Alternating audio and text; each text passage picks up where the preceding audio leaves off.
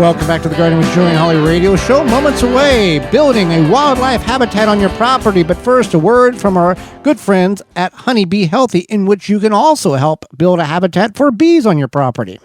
Since 2000, Honey Bee Healthy Inc. has helped beekeepers maintain healthy and thriving hives, attracting pollinators to your garden. This year is as simple as hanging a hummingbird feeder with a mixture of sugar water and Honeybee Healthy Original. Don't be alarmed to see birds, bees, and butterflies dining together at the feeder. Pollinators coexist peacefully. Honeybee Healthy is offering a 10% discount on an 8-ounce bottle of Honeybee Healthy Original to this show's listeners.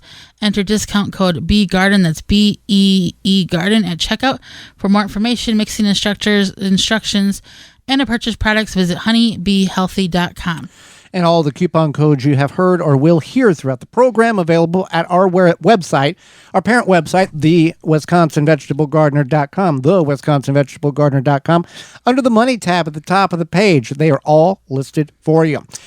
All right, so building a wildlife habitat on your property. First of all, why would one choose to do that when they may consume what you are trying to grow? Well, this will hopefully offer an alternative to them consuming what you're trying to grow.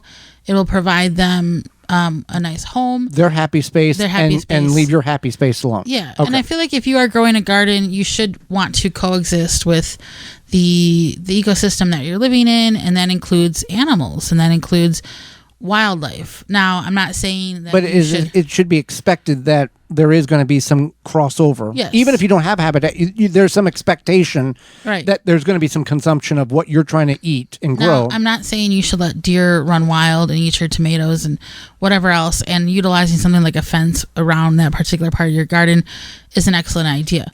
But you can do simple things like providing water. So birds, bees, all sorts of insects, they do enjoy water. You could do a simple bird bath. You could do a little bee bath. You could do, like, if you wanted to get kind of fun and fancy, do some sort of fountain situation. There's a lot of options these days of things you can, like water elements. A little pond with a solar mister in it, or a fountain in it. That'll, and put that kind of away from where your area is. Right. And like I said, there's a lot of options these days for water elements in your garden. So definitely think about that. And it makes a big difference whether you are in the heart of the city versus the suburbs, where you've got some woodline, where you're going to have more of the deer or coyote or possibly raccoon possum entering your property, than in the heart of the city, where you may just have bees and birds and humming birds, or the possible random fox or possum. Right.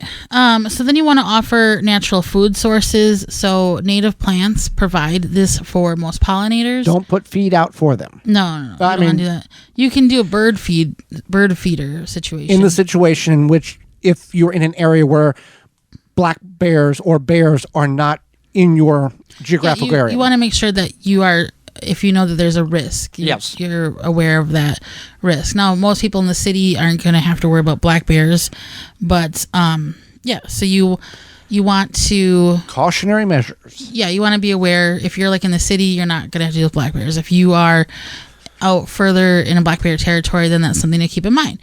But native plants, now you're like, I don't know what native plants I can grow. You can oftentimes go to a local independent garden center. They can help you. You can contact your local university extension. You can go online and type in native plants and put in your zip code or your city or your state, whatever it may be. And planting these native plants also will help.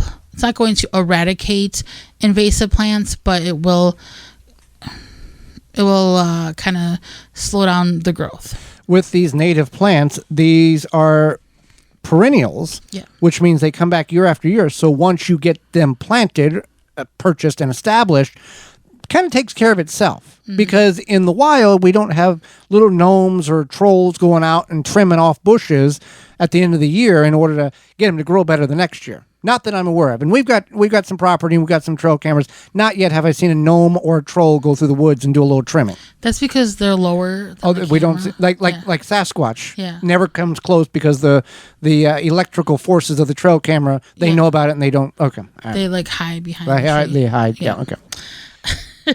All right. So you want to skip the lawn chemicals. Yes. So this is a big one. A lot of people don't realize that using these chemical fertilizers, pesticides, etc., can be harmful to not only wildlife but pets and children. I mean, if you're walking through your neighborhood, you'll see those little signs. Oh, you can smell it. You can smell it, but you can see those little signs that say like "keep pets and children" or whatever off of this. And it's like, obviously, if it's not good for your pets or children, And they do that at schools too. Yeah. It's not good for wildlife. And if you're going to utilize the grass clippings for compost, you can't do that either with the weed and feed or that chemical that's being sprayed by the green people. It's not utilized because it will stay in the leaf. It's so persistent that it's going to toxify your soil in the garden. Right. So then let's talk about the maybe.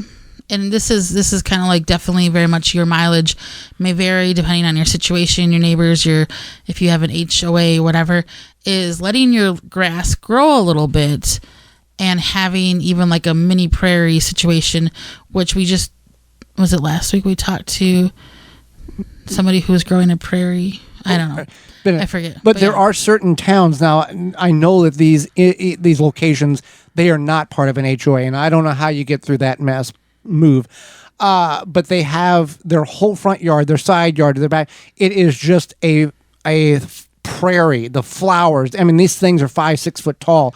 And there's I know two in two different towns where you drive by and it looks really pretty, but you can't hardly see the house because everything's so tall, and so they've clearly got some type of either national certificate to do this, or approval through the DNR, or something in which to benefit the habitat. There are people who have these like official butterfly or native pollinators, etc.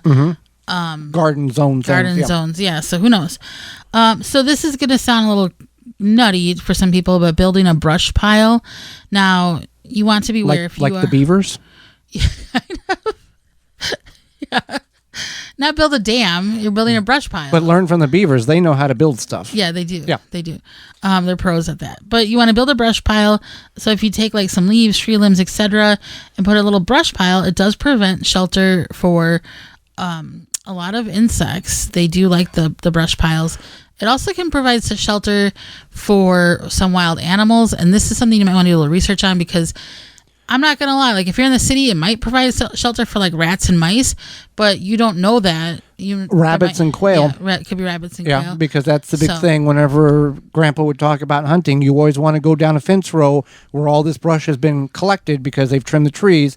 Rabbits live under brush, and quail will live under cover as well. So, right.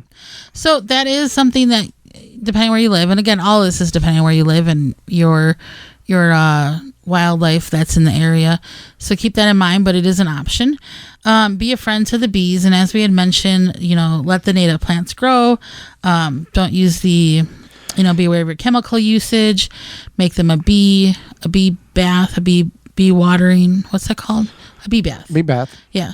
So those are some options there. And if you're not in the position in which you can create a habitat for wildlife on your property, one thing you can do is at the end of the growing season, do not clean your garden out, bare soil, walk away, I'll see you next spring. Leave debris in the garden. Throw leaves in the garden. Allow it to allow a place for insects and bugs to hibernate or live over winter. When you clean everything out, bare soil, and put it on the curb for the people to take away, or you burn it all, you've eliminated a whole season worth of building an ecosystem for your garden. Good and bad bugs. There's a coexistence of both of them. You have to have both, otherwise it doesn't work. But allowing some stalks, corn or sunflowers or whatever it is, so they can burrow into the stalk and survive the winter, that is a way in which you can help in your area if creating a habitat is not something you want to do to introduce animals into your property, or you can't do for a variety of different reasons.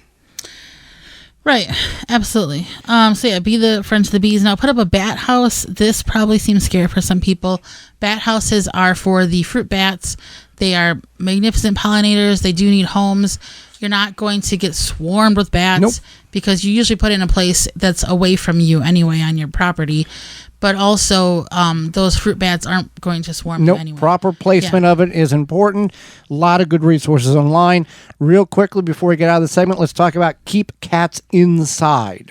Yeah, so cats are little teeny tiny. They're hunters. That's what they are. Bloodthirsty hunters, yeah. And so they can really mess up an ecosystem because they want to hunt the wildlife, and that's their instinct. So I'm a I have a cat. We have a cat. Firm believer of keeping cats indoors.